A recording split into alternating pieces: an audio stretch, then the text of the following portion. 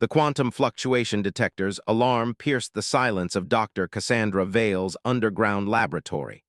Her hands froze over the holographic interface as she stared at the readings. After 15 years of searching for quantum signatures that could prove parallel universes, she'd found something entirely different. "This can't be right," she muttered, her dark eyes scanning the data streams. The quantum signatures weren't random, they formed patterns almost like communication. The thought sent shivers down her spine. The facility's night shift was minimal, with only her research assistant Marcus Wung monitoring systems from the adjacent room. "Marcus, are you seeing this?" she called out, her voice echoing through the interconnected chambers. "Yeah, Doc, it's unlike anything in our databases," Marcus replied, his usual calm demeanor tinged with excitement. "The patterns, they're responding to our quantum field experiments." Cassandra's heart raced as she initiated a deeper scan. The underground facility, buried beneath the New Mexico desert, housed the world's most advanced quantum research equipment, but nothing had prepared them for this. The holographic display erupted with new data streams, forming complex geometric patterns that pulsed with an otherworldly rhythm. As Cassandra reached out to adjust the scanning parameters, the patterns suddenly shifted, coalescing into a shape that made her step back in shock. A face, distinctly alien yet hauntingly beautiful, materialized in the quantum field projection. Its features were angular, with luminescent patterns flowing across skin that seemed to shift between various shades of violet. The being's eyes, deep pools of swirling silver, fixed directly on Cassandra. "Greetings, Cassandra Vale," the entity spoke, its voice resonating directly in her mind. "I am Nixis of the Stellar Concordat. Your quantum experiments have drawn my attention across the vast expanse of space-time." Marcus burst into the room, his face pale. "Doc, the quantum field is stabilizing on its own. It's impossible." "Yet here we are," Nixis responded, a hint of amusement in their telepathic voice. "Your work in quantum mechanics has proven you worthy of the Concordat's interest, particularly you, Cassandra Vale." Cassandra's scientific mind raced with questions, but something in Nixis's tone made her pause. Worthy of what exactly? The alien's expression shifted, displaying what might have been a smile. "The universe is vast, but compatible souls are rare. Your quantum research has revealed a fundamental truth. Your consciousness resonates at a frequency that matches my own. Among my people, such resonance marks the beginning of a bond deeper than your species has yet to comprehend." "A bond?" Cassandra's voice wavered as the implications began to sink in. "You mean?" "Yes," Nixis confirmed, their form becoming more solid as the quantum field strengthened. "In your terms, we are what you might call soulmates, joined across the cosmic expanse by quantum entanglement itself." Before Cassandra could respond, alarms blared throughout the facility. Marcus rushed to a monitoring station. "Multiple objects entering Earth's atmosphere heading straight for us. There. They're massive." The holographic display shifted, showing several sleek vessels descending from the night sky, their surfaces rippling with the same luminescent patterns as Nixis's skin. Cassandra watched in awe as they approached, their presence both terrifying and somehow comforting. "My arrival was inevitable from the moment you began your quantum experiments," Nixis explained. "The bond between us transcends mere physical attraction. It is written in the very fabric of space-time." Military vehicles could be heard approaching the facility, their sirens wailing in the distance. Cassandra stood her ground, torn between scientific curiosity and an inexplicable feeling of connection to this alien being. "You have a choice, Cassandra Vale," Nixis said, their form now fully materialized before her. "The bond cannot be broken, but how we proceed from here is yours to decide. Your world stands on the brink of joining a larger cosmic community, and our connection could bridge the gap between our species." As the chaos erupted around them, Cassandra felt a strange calm settle over her. The quantum readings had never lied to her before, and now they told a story of impossible connections and destiny written in the stars themselves. The choice she would make in the next few moments would not only change her life, but potentially the future of human-alien relations forever. And somewhere in the quantum fields that had become her life's work, she already knew her answer. The underground facility had become a nexus of controlled chaos. Military personnel swarmed the corridors while government officials huddled in heated discussions. At the center of it all, Dr. Cassandra Vale sat in her private lab, watching in fascination as iridescent patterns slowly emerged on her skin, a physical manifestation of her quantum bond with Nyxis. Colonel Regina Harrison, a stern-faced woman with silver-streaked hair, paced the room. Dr. Vale, you need to understand the gravity of this situation. You've essentially become Earth's first alien ambassador through this bonding process. Nyxis, their form now permanently materialized through quantum stabilization, stood nearby. Their presence had become both a comfort and a source of constant discovery for Cassandra. The process cannot be reversed, they explained, their voice carrying that distinctive melodic quality that seemed to resonate with something deep within Cassandra's consciousness. The quantum entanglement between us exists at the fundamental level of reality itself. Marcus burst into the room, tablet in hand, his usually neat appearance disheveled from hours of continuous work. Doc, you need to see these readings. Your cellular structure is undergoing unprecedented changes. Cassandra examined the data, her scientific curiosity temporarily overshadowing her personal situation. The quantum patterns in her DNA were shifting, creating new configurations that defied conventional biology. It's like my entire genetic code is being rewritten, but with purpose, with intelligence. The bond adapts both participants, Nyxis explained, their silver eyes tracking the holographic display of Cassandra's cellular changes. Your body is developing capabilities that will allow you to better understand and interact with our technology, our way of life. Colonel Harrison's face hardened. And that's exactly what concerns us. Dr. Vale is one of Earth's leading quantum physicists. These changes could compromise decades of classified research. Or, Cassandra interjected, standing to face the colonel, they could advance our understanding by centuries. She held up her arm, where the iridescent patterns had formed intricate geometric designs. I can literally feel quantum fluctuations now. My theoretical models are being confirmed and expanded in ways I never imagined possible. A junior officer rushed in, his face pale. Colonel, we're detecting multiple quantum anomalies worldwide. They're similar to Dr. Vale's readings. Nyxis nodded solemnly. The Stellar Concordat has identified other compatible pairs across your planet. We are not here to conquer or assimilate. We seek genuine connection, understanding, and mutual growth. The revelation sent shockwaves through the room. Cassandra felt a mix of relief and concern, relief that she wasn't alone in this experience, but concern about the global implications. Marcus, who had been analyzing the new data, looked up suddenly. Doc, these other quantum signatures, they're forming a network. It's like a quantum internet connecting all the bonded pairs. Cassandra could feel it too, faint impressions of others like her, humans and aliens joined in bonds that transcended physical space. But something else nagged at her consciousness, a warning pulsing through the quantum field. Nyxis, she said, turning to her alien companion, there's more to this than just cultural exchange, isn't there? These bonds, they're preparation for something. The alien's expression grew grave.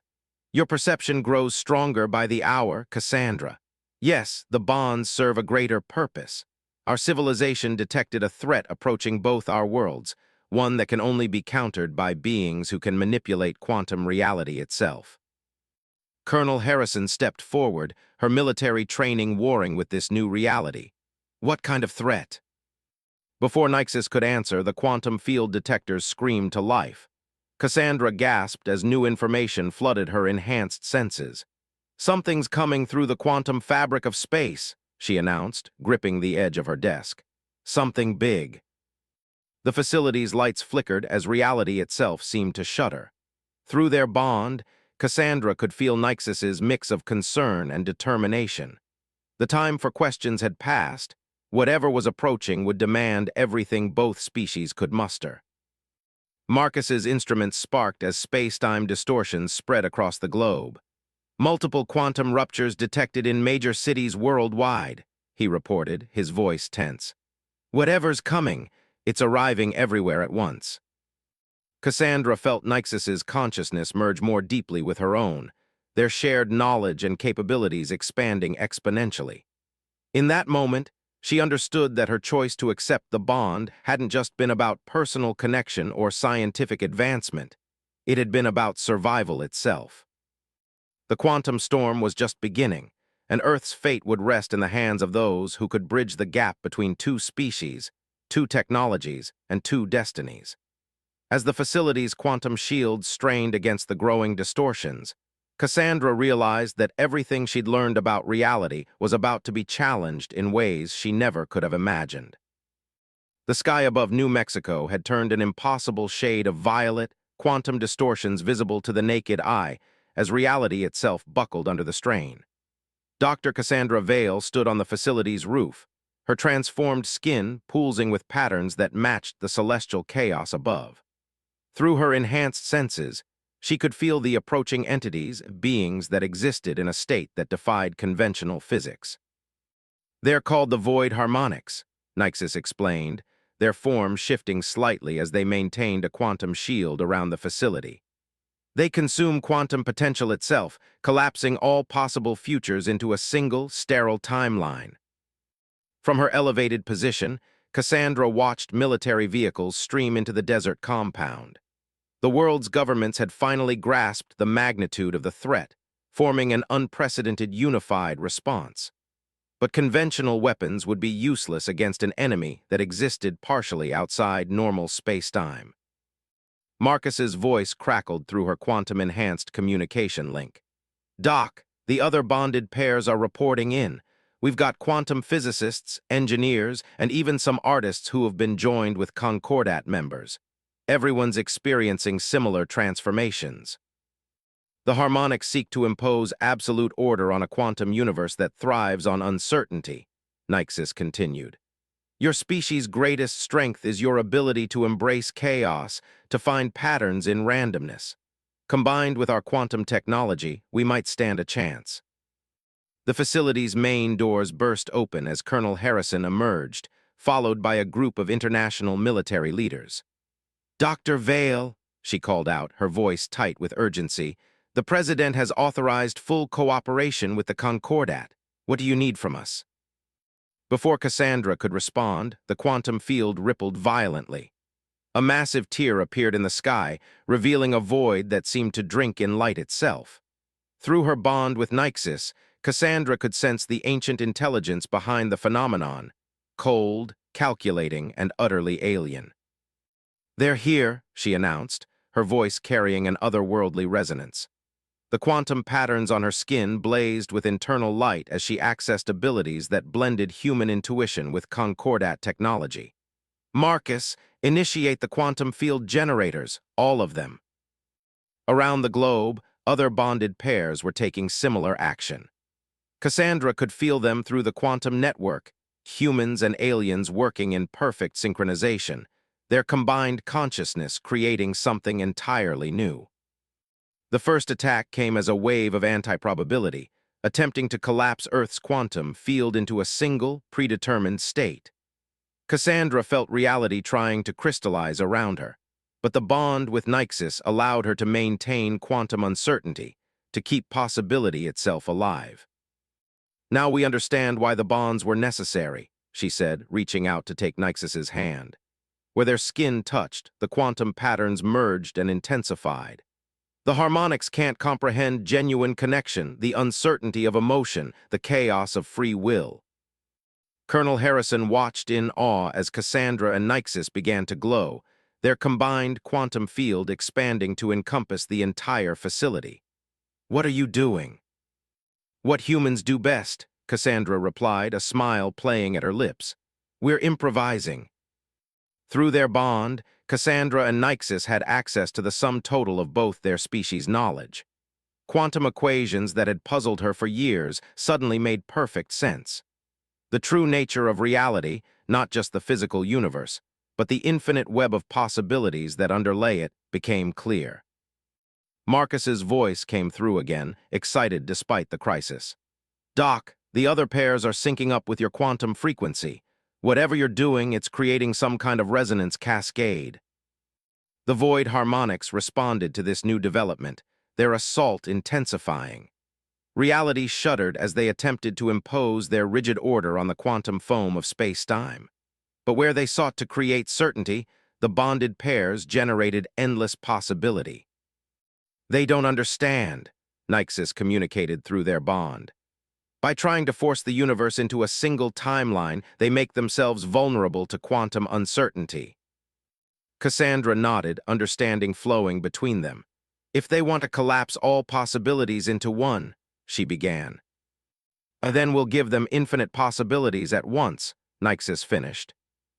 Around the world, humans and aliens joined together in a symphony of quantum manipulation. Where the harmonics sought to destroy uncertainty, the bonds between species embraced it, amplified it, turned it into a weapon. The sky above the facility erupted in a display of quantum phenomena never before witnessed on Earth.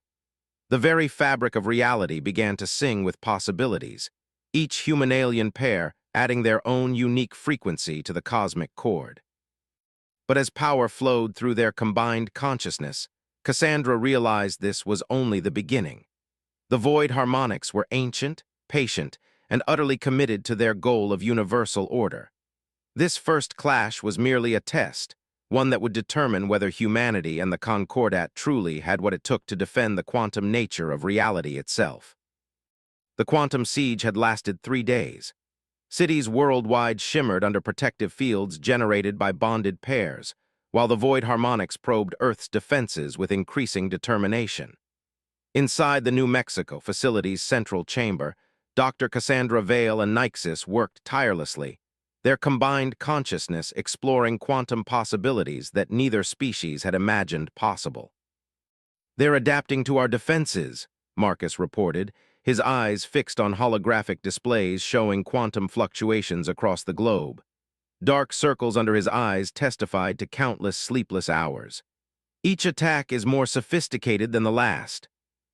Cassandra nodded, the luminescent patterns on her skin pulsing with renewed intensity. Through the quantum network linking all bonded pairs, she could feel the strain as humans and Concordat members fought to maintain reality's quantum nature against the harmonics' relentless assault.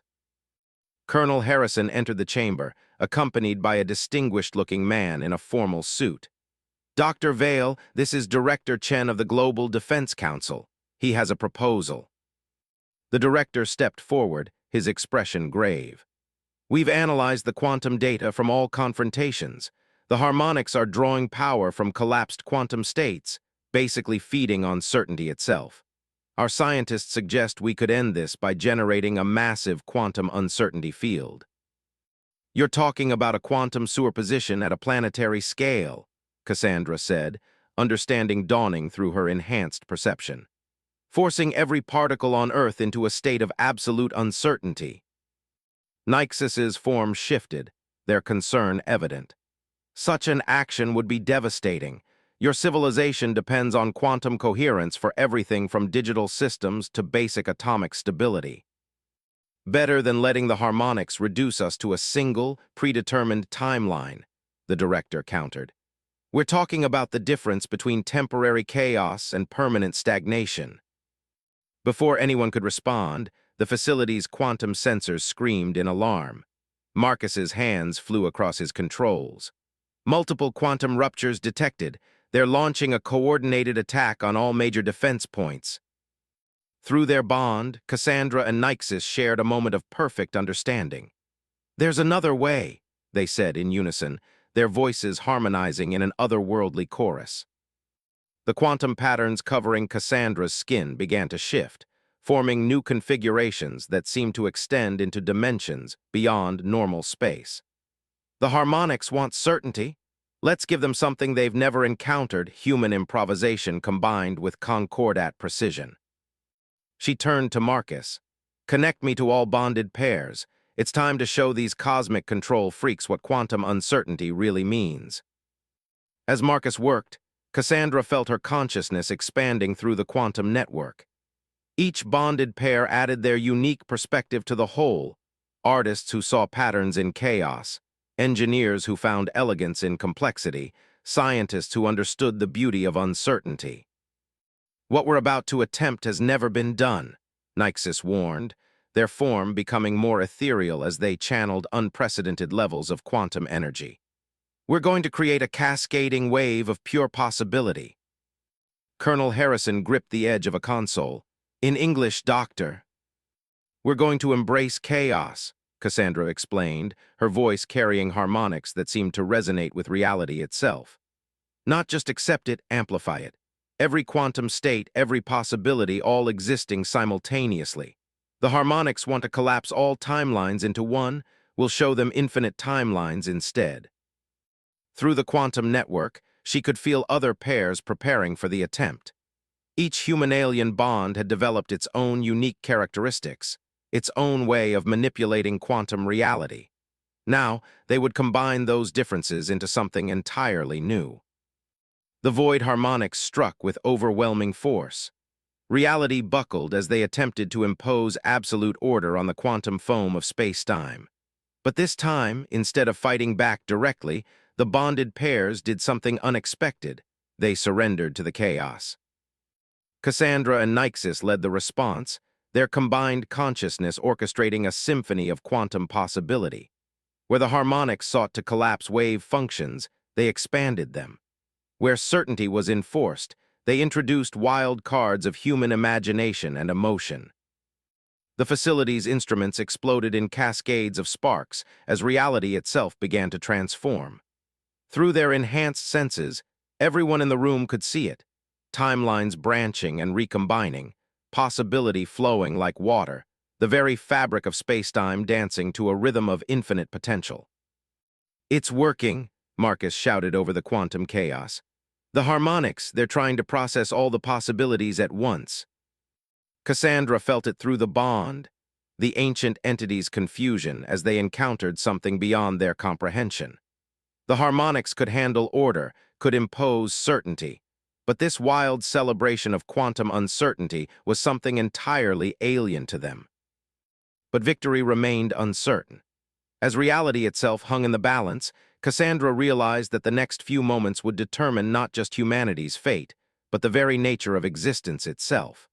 Through her bond with Nyxis, she prepared for one final push, a quantum gambit that would either save both their species or unravel the very fabric of space-time. Reality itself trembled on the edge of transformation. In the heart of the New Mexico facility, Dr. Cassandra Vale and Nyxis stood at the center of a quantum maelstrom, their combined consciousness directing the largest manipulation of quantum probability ever attempted. The luminescent patterns that covered both their forms had evolved beyond simple geometric shapes, now showing glimpses of mathematical equations that described the very nature of existence. Through the quantum network, Cassandra felt the presence of every bonded pair across the planet, each one contributing their unique perspective to the cosmic dance of possibility. Artists created patterns in chaos that scientists could never imagine. Engineers found structural beauty that philosophers had only dreamed of. Every human-alien bond added its own verse to the quantum symphony they were composing. "Final quantum surge detected," Marcus called out, his voice barely audible over the reality-bending energies filling the chamber. "The harmonics are committing everything to this attack." Colonel Harrison and Director Chen watched in awe as space-time itself became visible to the naked eye, folding and unfolding like an infinite origami.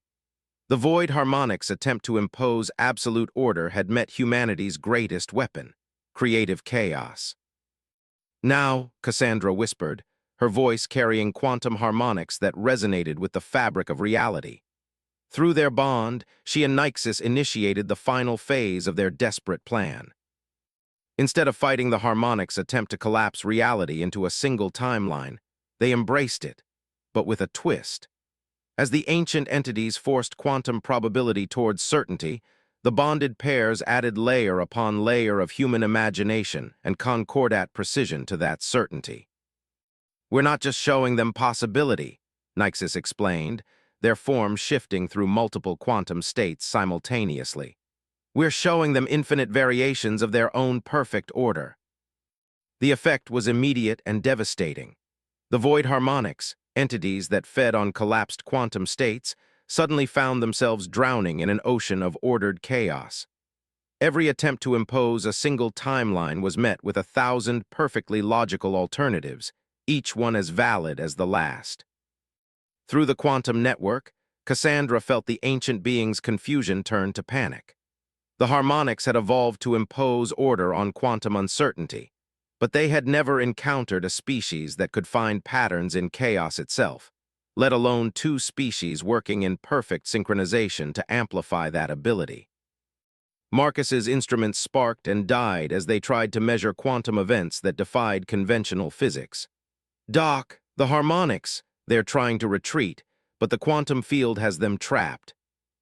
"Because they don't understand what we've created," Cassandra said, sharing a knowing look with Nyxus. "They see order and chaos as opposites. We've shown them they're two sides of the same coin." The facility shuddered as reality restructured itself around them. Through their enhanced senses, everyone in the room could see the void harmonics beginning to transform. Their rigid, crystalline structures started to flow and change as they encountered something they had never experienced in all their ancient existence: evolution. "They're not being destroyed," Nyxus observed, wonder in their telepathic voice. "They're adapting." Cassandra nodded, feeling the change through the quantum field. "Because that's what life does. It doesn't submit to order or surrender to chaos. It finds a way to dance between them." The quantum storm began to subside, not through victory or defeat, but through transformation. The void harmonics, entities that had sought to impose absolute order on the universe, were becoming something new. Through their contact with the human concordat bond network, they had discovered a different kind of perfection, the perfect balance between certainty and possibility. As the last quantum fluctuations settled, Cassandra felt a new presence in the quantum network. The transformed harmonics had become something unprecedented, beings that could appreciate both order and chaos, certainty and possibility. "So," Colonel Harrison said, breaking the profound silence that had fallen over the chamber, "did we win?" Cassandra looked at Nyxus, their bond humming with shared understanding. "We did something better," she replied. "We evolved, all of us." In the days that followed, Earth would begin to understand the full implications of what had occurred. The bonds between humans and Concordat members had not just saved their worlds. They had created a new way of existing. Quantum technology merged with human intuition, scientific precision danced with artistic chaos, and the boundaries between species began to blur in ways that promised a future beyond anything either civilization had imagined. As Cassandra stood with Nyxus, watching the quantum patterns that now decorated the sky like an aurora of possibility, she understood that their bond had never been about romantic connection or even survival. It had been about evolution, the universe using love, science, and sheer necessity to push its children toward something greater. "Ready for what comes next?" Nyxus asked, their forms shifting with excitement at the possibilities that lay ahead. Cassandra smiled, feeling the quantum network pulse with the combined potential of three civilizations now linked in understanding. "With infinite possibilities, always."